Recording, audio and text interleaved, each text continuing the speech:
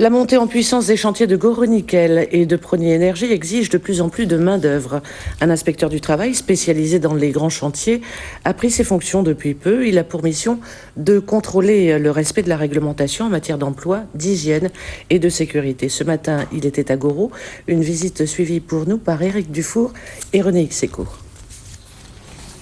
Jean-Louis Gardiès est inspecteur du travail. Il vient de prendre ses fonctions à Goro-Nickel, mais il dispose d'une expérience dans les chantiers de cette envergure. Il a déjà rempli ce type de mission compliquée où les opérateurs travaillent sous contrat avec un grand nombre de sous-traitants. C'est une mission assez générale puisque l'objectif c'est de s'occuper d'emploi d'une part et de sécurité d'autre part en fait. Donc sur le chantier, veiller à ce que les règles qui sont mises en œuvre au niveau du gouvernement soient respectées en matière d'emploi, donc pour tout ce qui est dérogation, pour tout ce qui est travailleurs étrangers, etc.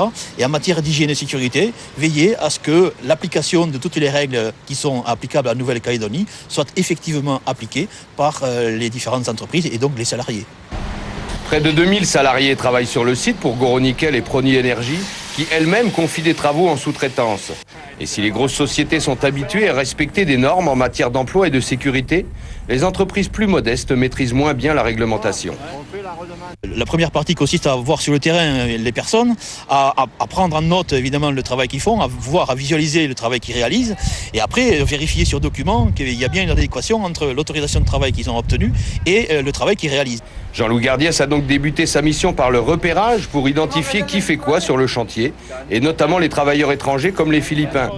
Des fiches pour les entreprises et les sous-traitants sont établies pour suivre l'évolution de l'emploi et de la sécurité sur le site.